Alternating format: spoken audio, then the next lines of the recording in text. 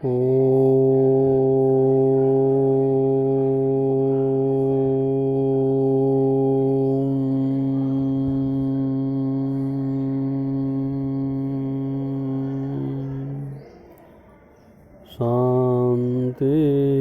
शांति शांति। स्वस्था। कवि केदारनाथ अग्रवाल। रचना चंद्र गहना से लौटती बेर, भाग 2।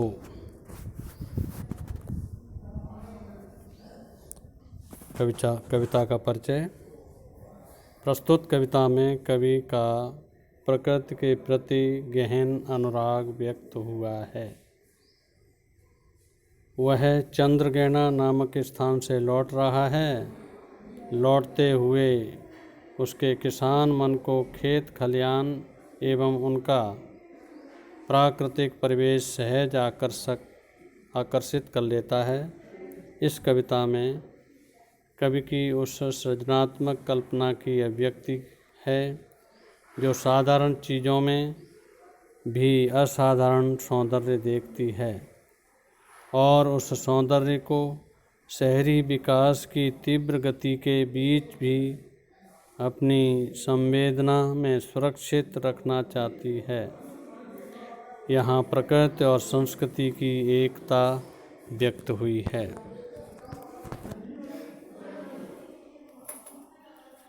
कविता का अंतरा। चुप खड़ा बगुला डोबाए टांग जल में, देखते ही मीन चंचल ध्यान निद्रा त्यागता है। चट दबा कर चोंच में नीचे गले को डालता है। मेरे साथ सस्वर वाचन कीजिए। चुप खड़ा बगुला डोबाए टांग जल में, देखते ही मीन चंचल ध्यान निद्रा त्यागता है। चट दबा कर चोंच में नीचे गले को डालता है। कठिन शब्दार्थ। चट का मतलब तुरंत। भावार्थ। बगुला पानी में अपनी टांग डुबाकर चुपचाप खड़ा है और जैसे ही किसी मछली को देखता है तो उसका ध्यान भंग हो जाता है।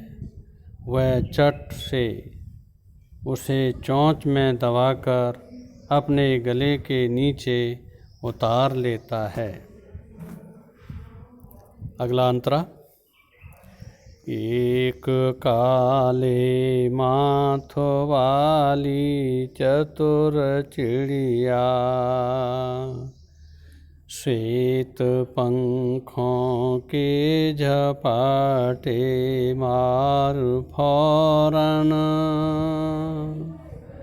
टूट पड़ती है भरे जल के हृदय पर। एक उजली चटोल मछली चोंच पीली में दबा कर दूर उड़ती है गगन में। मेरे साथ सस्वर वाचन कीजिए। एक काले माथ वाली चतुर चिड़िया, श्वेत पंखों के झपाटे मार फौरन टूट पड़ती है भरे जल के हृदय पर। एक उजली चटुल मछली चोंच पीली में दबा कर दूर उड़ती है गगन में। कठिन शब्दार्थ। झपाटे मारना यानी झपटना, चटुल यानी चतुर या चालाक। भावार्थ। एक काले सर वाली चालाक चिड़िया अपने सफ़ेद पंखों के झपाटे से जल के हृदय पर तेजी से टूट पड़ती है और एक चतुर मछली को अपने पीले चोंच में दबाकर आसमान में उड़ जाती है। अगला अंतरा। और यहीं से भूमि ऊंची है जहाँ से रेल की पटरी गई है। ट्रेन का टाइम नहीं है, मैं यहाँ स्वच्छंद हूँ, जाना नहीं है। मेरे साथ सस्वर वाचन कीजिए। और यहीं से भूमि ऊंची है जहाँ से रेल की पटरी गई है। ट्रेन का टाइम नहीं है, मैं यहाँ स्वच्छंद हूँ, जाना नहीं है। भावार्थ। सामने ऊंची ज़मीन से रेलवे लाइन गई है, लेकिन अभी ट्रेन का समय नहीं हुआ है। कवि को कहीं जाने की जल्दी भी नहीं है, इसलिए वह वहाँ की सुंदरता को अपनी आँखों में मन भर कर उतारने के लिए पूरी तरह से आज़ाद है। अगला अंतरा। चित्रकूट की अनगढ़ चौड़ी कम ऊंची ऊंची पहाड़ियाँ दूर दिशाओं तक फैली हैं। बांझ भूमि पर इधर उधर रीवा के पेड़ कांटेदार कुरूप खड़े हैं। मेरे साथ सस्वर वाचन कीजिए। चित्रकूट की अनगढ़ चौड़ी कम ऊंची ऊंची पहाड़ियाँ दूर दिशाओं तक फैली हैं। बांझ भूमि पर इधर उधर रीवा के पेड़ कांटेदार कुरूप खड़े हैं। रीवा यानी रेवजा यानी एक पेड़ जो कुछ कुछ बबूल के पेड़ से मिलता है। भावार्थ। पठारी क्षेत्र की पहाड़ियाँ कम ऊंचाई वाली और बेडौल होती हैं। साथ में बबूल और रीवा के कांटेदार पेड़ कोई सुंदर दृश्य प्रस्तुत नहीं कर रहे हैं। अगला अंतरा। सुन पड़ता है मीठा मीठा रस टपकाता, सुगे का स्वर टें टें टें टें। सुन पड़ता है वन स्थली का हृदय चीरता, उठता गिरता सारस का स्वर टिरटों टिरटों। मेरे साथ स्वर वाचन कीजिए। सुन पड़ता है मीठा मीठा रस टपकाता, सुगे का स्वर टें टें टें टें।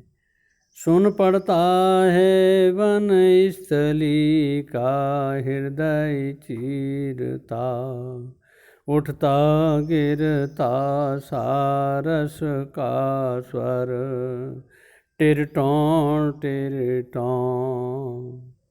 भावार्थ, इस बंजर भूमि पर भी तोते का मीठा स्वर सुनाई पड़ता है।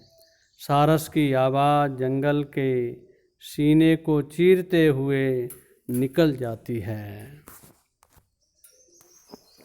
अगला अंतरा। मन होता है उड़ जाऊं मैं, पर फैलाए सारस के संग, जहाँ जुगल जोड़ी रहती है हरे खेत में। सच्ची प्रेम कहानी सुन लूं चोपे चोपे। मेरे साथ सस्वर वाचन कीजिए।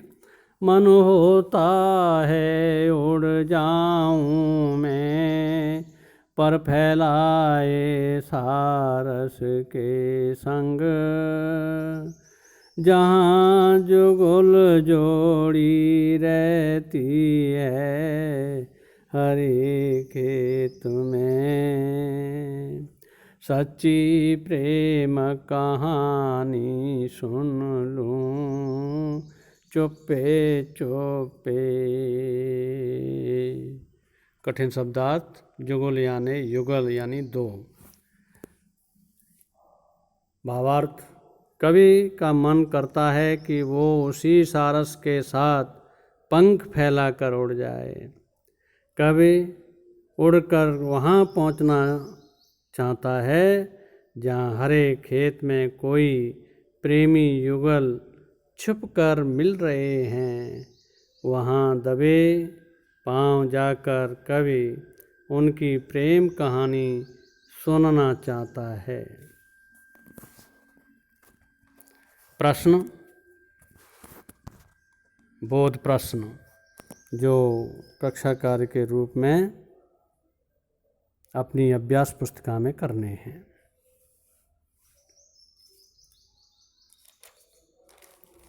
प्रश्न संख्या 1। बगुला पानी में क्या डुबाकर चुपचाप खड़ा है? बगुला पानी में अपनी टांग डुबाकर चुपचाप खड़ा है। प्रश्न संख्या 2। चालाक चिड़िया एक चतुर मछली को किस में दबाकर आसमान में उड़ जाती है? उत्तर, चालाक चिड़िया एक चतुर मछली को अपने पीले चोंच में दबाकर आसमान में उड़ जाती है। प्रश्न संख्या 3। सामने किससे रेलवे लाइन गई है? उत्तर, सामने ऊंची जमीन से रेलवे लाइन गई है। प्रश्न संख्या 4। कवि वहाँ की सुंदरता को किस में मन भरकर उतारने के लिए आज़ाद है? उत्तर, कभी वहाँ की सुंदरता को अपनी आँखों में मन भरकर उतारने के लिए आज़ाद है। प्रश्न संख्या 5, किसकी पहाड़ियाँ कम ऊंचाई वाली और बेडौल होती हैं? उत्तर, पहाड़ी क्षेत्र की पहाड़ियाँ कम ऊंचाई वाली और बेडौल होती हैं। अभ्यास प्रश्न। प्रश्न संख्या 1, किस पर भी तोते का मीठा सुर सुनाई पड़ता है?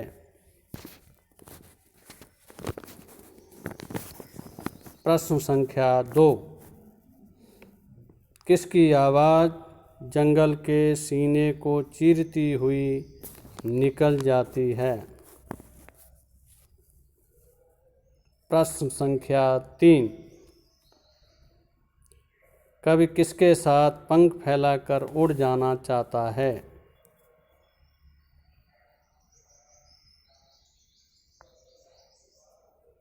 धन्यवाद।